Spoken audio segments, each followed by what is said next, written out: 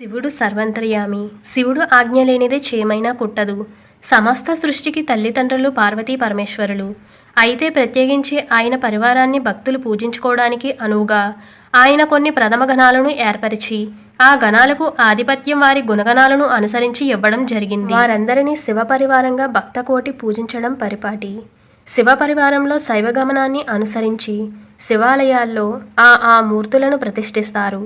శివ పరివారంలో శివుడి మధ్య లోకంలో అంటే మానవ లోకంలో సాధారణంగా జన్మించిన ఒక వ్యక్తికి ప్రవేశం ఇవ్వడమే కాకుండా అతడికి స్కంద గణపతితో సమానంగా అంటే మూడో పుత్రుడిగా స్థానం కల్పించాడు. అతడే చండీశ్వరుడు. కర్మభూమి అయిన భారతదేశంలో పూర్వం దక్షిణాదిన సింగనాలూరు అనే ఊరు ఉండేది. ఆ ఊరిని వేదభూమి అని పిలిచేవారు. ఆ ఊరంతా నిత్యం వేదనాదంతో వేద పండితుల వేదాధ్యయనంతో అలరారుతుండేది. ఆ ఊరిలో యక్షదత్తునుడు అనే బ్రాహ్మణుడు ఉండేవాడు. ఆయనకు వేదాలంటే అపారమైన నమ్మకం. అతడికి విచారశర్మ అనే కొడుకు ఉండేవాడు. విచారశర్మకి చిన్న వయసులోనే ఉపనయన సంస్కారాలు చేసి వేదం నేర్పించసాగాడు. విచారశర్మ పరమేశ్వరుడిపై మితిమీరిన భక్తితో పూజాది కార్యక్రమాలు నిర్వహిస్తూ శ్రద్ధాశక్తులతో వేదాభ్యాసం చేస్తూ అందరి మన్ననలు పొందేవాడు. ఒకసారి విచారశర్మ పిల్లలందరితో కలిసి శివాలయానికి వెళ్తున్నప్పుడు అతని ముందు ఆవుల మంద వెళ్తుంది. ఆ సమయంలో గోవుల కాపరి ఒక పెద్ద కర్రతో ఆవును కొట్టడం విచారశర్మ గమనించాడు.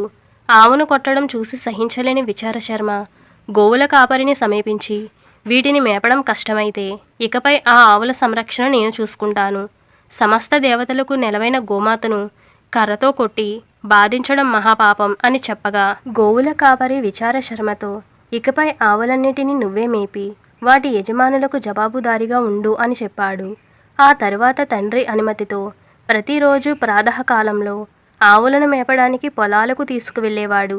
అవి మేత మేస్తున్న సమయంలో తన వేదపాఠాలు అల్లివేసుకుంటూ ఉండేవాడు. ఆ వేదమంత్రాలు వింటూ పులకించిన ఆవులు పాలను వాటికవే స్రవించేవి. అలా పాలు వృధాగా పోవడం చూసి విచారశర్మ కొన్ని కుండలను తీసుకువచ్చి వరుస క్రమంలో అక్కడ పెట్టాడు. ఆ తర్వాత ఆవులన్నీ వరుసగా వచ్చి తమ పొదుగులు కుండలలో కారేటట్లు పెట్టి పాలను దారలుగా విడిచిపెట్టి వెళ్ళిపోయేవి. అదంతా శివీచ్ఛంగా భావించిన విచారశర్మ ఇసుకతో ఒక శివాలయం కట్టి దాంట్లో ఒక సైకతలింగాన్ని ప్రతిష్ఠించి ఆ లింగంపై కుండలలోని పాలతో వేదమంత్రోద్ధారణ చేస్తూ అభిషేకం చేసేవాడు. ఇలా ప్రతిరోజు జరుగుతుండేది. ఇదిలా ఉండగా ఒకనాడు దారిన వెళ్ళే ఒక వ్యక్తి ఆవు పాలన్నీ అనాలోచితంగా ఇసుకలో పోసేస్తున్నాడని తలచి వృధా చేయడం వలన ఆ గోవుల యజమానులకు నష్టం వాటిల్లుతుందని భావించి ఆ విషయాన్ని వారికి చేరవేశాడు. విచారశర్మ గోవుల పాలు నేలపాలు చేసేస్తున్నాడనే విషయాన్ని యక్షదత్తునుడికి చెప్పి ఆ విషయంలో కొడుకుని నియంత్రించమని చెప్పాడు. జరిగిన విషయం చూడకుండా నిర్ధారణకు రాకూడదని ఉద్దేశంతో యక్షదత్తునుడు ఒకరోజు ఉదయం విచారశర్మ గోవులను తీసుకువెళ్ళకముందే పొలానికి వెళ్ళి ఒక చెట్టు ఎక్కి కొమ్మల చాటున నక్కి కూర్చున్నాడు. ఈలోగా విచారశర్మ రావడం, ఆవులు మేత మేస్తూ ఉండడం, విచారశర్మ వేదాలు అల్లివేయడం అన్నీ గమనించసాగాడు. కొంతసేపటికి విచారశర్మ వేద పఠనానికి ప్రతిస్పందిస్తూ ఆవులు వరుసగా వచ్చి అతడు అమర్చిన కుండలు నిండా పాలను స్రవించడంతో ఆశ్చర్యానికి గురయ్యాడు. అయితే ఆవులు వాటి పొదుగులలోని 4 శిరములలో ఒక్క శిరము నుండి మాత్రమే పాలను స్రవించడం చూసి ఇదంతా ఏదో మాయగా భావించాడు. ఆ తర్వాత విచారశర్మ ఇసుకతో శివాలయం నిర్మించి శివలింగాన్ని ప్రతిష్ఠించి పాలతో శివుణ్ణి అభిషేకిస్తున్న తీరు చూసి ఆగ్రహావేశాలకు లోనయ్యాడు. లింగానికి క్షీరాభిషేకం చేయడం అవివేకపు చర్య అని భావించి కొడుకుని మందలించాలని ఉద్దేశంతో చెట్టు దిగి వచ్చాడు. శివలింగం ముందు కూర్చుని ఏకాగ్ర చిత్తంతో తదేక ధ్యానంలో శివుడికి అభిషేకం చేస్తున్న విచారశర్మ తన తండ్రి రాకను గమనించలేదు. యక్షదత్తునుడు విచారశర్మని గట్టిగా పిలిచాడు. భుజాలు పట్టి గట్టిగా కుదిపాడు. శివపూజలో లగ్నమైపోయిన విచారశర్మ బాహ్యస్మృతిలోకి రాలేదు. దాంతో కోపోద్రిక్తుడైన యక్షదత్తునుడు తన కాలితో విచారశర్మ నిర్మించిన సైకత ఆలయాన్ని అభిషేకిస్తున్న శివలింగాన్ని తన్ని నేలమట్టం చేశాడు. ఆ విపరీత చర్యతో స్పృహలోకి వచ్చిన విచారశర్మ తీవ్రంగా చలించిపోయాడు. తన తండ్రి చేసిన శివాపరాధనను చూసి తండ్రి అని కూడా చూడకుండా పక్కనే ఉన్న గొడ్డలితో తన శివయ్యను తన్నిన కాలిని నిలువున నరికేశాడు. కొంతసేపటికి రక్తస్రావం చేత యక్షదత్తునుడు మరణించాడు. ఆ చర్యతో కైలాసాన్న కొలువైన శివయ్య విచారశర్మ ముందు ప్రత్యక్షమయ్యాడు. నిర్మలమైన అతని భక్తికి పులకరించిపోయాడు. తండ్రిని చేజేతులారా కోల్పోయిన విచారశర్మను ఓదార్చి ఇకపై నీకు నేనే తండ్రినని చెప్పి పుత్రవాత్సల్యంతో హక్కున చేర్చుకున్నాడు. అంతేకాకుండా గణపతి స్కందుడితో సమానంగా తన తృతీయ పుత్రునిగా పార్వతీదేవి సమక్షంలో ప్రకటించాడు. అంతకు మించి అర్ధాంగికి దక్కాల్సిన ఒక ముఖ్య అధికారాన్ని, అదృష్టాన్ని అతనికి దారాదత్తం చేశాడు. అంతేకాకుండా చండీశ్వరుడు అనే నామకరణం చేశాడు.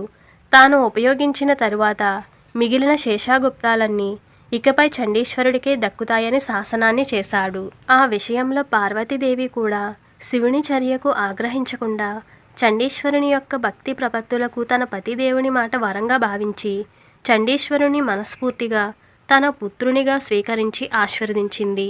అప్పటి నుంచి నలుగురుగా ఉన్న శివ కుటుంబం 5గురుగా మారింది. చండీశ్వరుడు ఎప్పుడు శివుని ప్రక్కగా ఉత్తర దిక్కుగా కూర్చుని మనంబునందు పార్వతీ పరమేశ్వరులను ధ్యానిస్తూ ఉంటాడు. శివాలయాల్లో శివుణ్ణి అభిషేకించిన జలాలు కానీ నిర్మాల్యం కానీ పూర్తిగా చండీశ్వరునికే చెందుతుంది. ఒకవేళ ఎవరైనా తీసుకోదలిస్తే చండీశ్వరుని అనుమతి తప్పనిసరి. అలా కాకుండా చేస్తే శివాజ్ఞను ధిక్కరించినట్లే అవుతుంది. ఎల్లప్పుడూ తదేక శివధ్యానంలో చండీశ్వరుడు నిమగ్నమై ఉంటాడు కాబట్టి మామూలు అలికిడికి ఆయన చలించడు.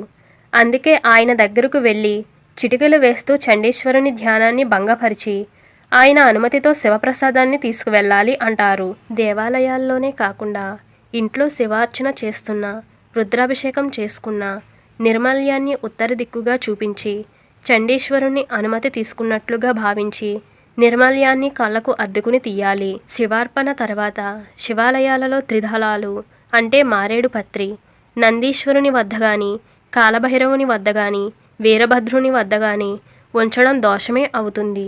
అది కేవలం చండీశ్వరునికి మాత్రమే చెందుతుంది. మనిషి జన్మ ఎత్తి నిష్కల్మషమైన భక్తి ప్రపత్తులతో ఆ పరమేశ్వరుని మెప్పించి శివ పరివారంలో చోటు సంపాదించుకున్న చండీశ్వరుడు ఎంతో ధన్యుడు. చండీశ్వరునికి తన కుటుంబంలో పుత్రునిగా స్థానమిచ్చిన శంకరుడు బోళాశంకరుడని ప్రత్యేకించి చెప్పనక్కర్లేదు.